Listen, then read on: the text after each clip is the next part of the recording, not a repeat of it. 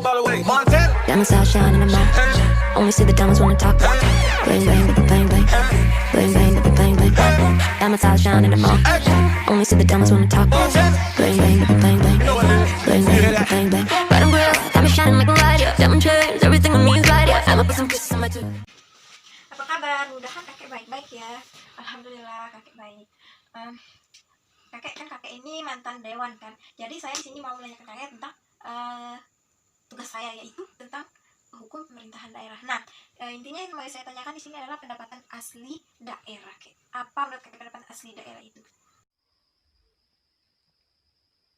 Jadi, pemerintahan daerah itu adalah penyelenggaraan urusan pemerintahan oleh pemerintahan daerah dan Dewan Perwakilan Rakyat Daerah menurut asas otonomi dan tugas pembantuan dengan prinsip otonomi seluas-luasnya dalam sistem dan prinsip Negara Kesatuan Republik Indonesia sebagaimana dimaksud dalam Undang-Undang Dasar Negara Republik Indonesia tahun 1945.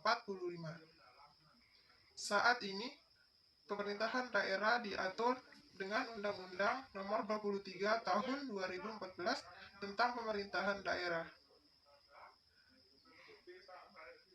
Jadi, sumber-sumber pendapatan asli daerah yaitu diatur dalam Undang-Undang Nomor 32 Tahun 2004 Pasal 157. Sumber-sumbernya yaitu yang pertama pajak daerah. Jadi pajak Pajak.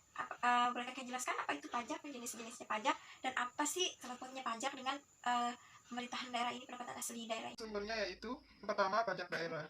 Jadi pajak daerah ini terdiri dari pajak hotel, pajak restoran, pajak rumah makan dan pajak hiburan, pajak reklame, pajak penerangan jalan, pajak bahan galian golongan C, dan pemanfaatan air bawah tanah dan pemukiman.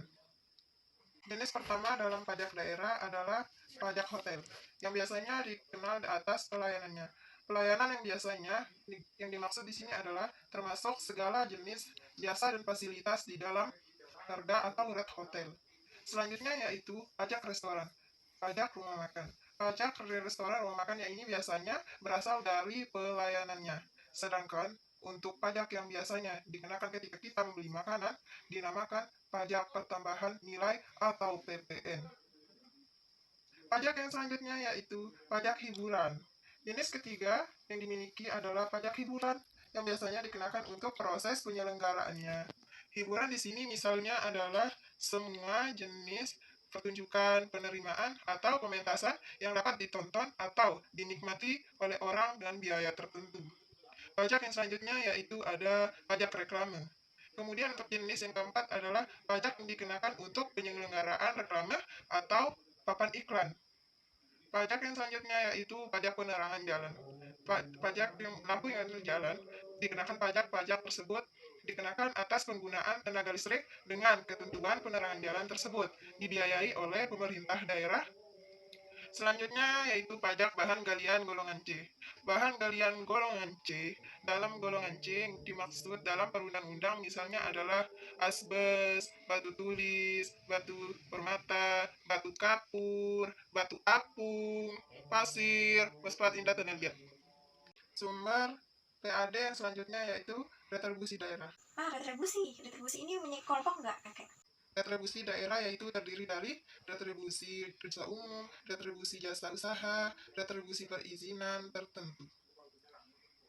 Daerah yang selanjutnya disebut retribusi adalah pungutan daerah sebagai pembayaran atas jasa atau pemberian izin tertentu yang khusus, sedangkan yang diberikan oleh pemerintah daerah untuk kepentingan orang pribadi atau badan terdapat dalam pasal 1 Undang-Undang Nomor 28 Tahun 2009. Nah, jadi retribusi memiliki kelompok-kelompok, yaitu retribusi jasa umum. Untuk retribusi jasa umum ini dapat dinikmati oleh pribadi atau badan. Penyelesaiannya adalah berperan sebagai retribusi jasa yang diberikan atau disediakan oleh pemerintah daerah untuk tujuan kemanfaatan umum. Kemudian selanjutnya ada retribusi jasa usaha. Kelompok kedua ini merupakan retribusi jasa yang diberikan atau disediakan oleh pemerintah daerah dengan menganut konsep komersial. Hal ini disebabkan sektor swasta pun bisa menyediakannya. Retribusi yang selanjutnya yaitu ada retribusi perizinan tertentu. Terakhir, ada retribusi dijelaskan sebagai pungutan daerah untuk pembayaran atas pemberian izin tertentu. Biasanya khusus diberikan oleh pemerintah daerah untuk kepentingan orang pribadi atau badan. Yang selanjutnya yaitu pengelolaan kekayaan yang dipisahkan. Apa sih pengelolaan yang dipisahkan itu? Konsep negara dipisahkan adalah komponen kekayaan negara yang diserahkan kepada badan usaha milik negara atau badan usaha.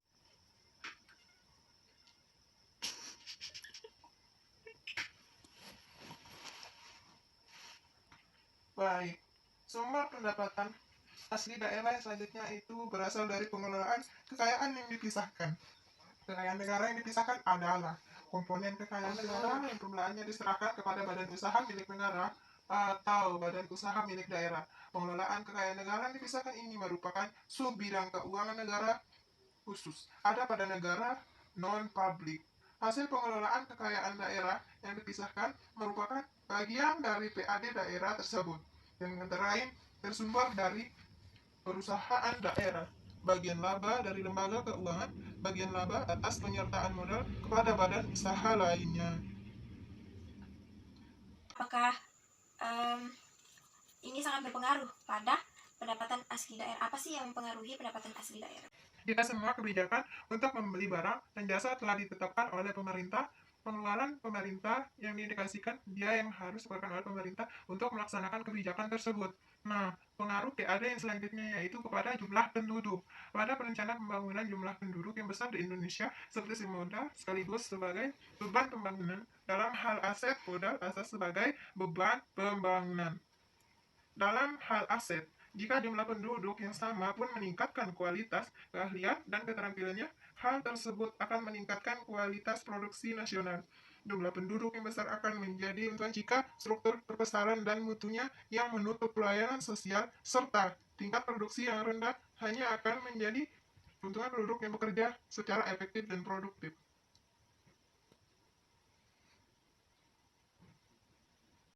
Oke kakek, terima kasih jawabannya.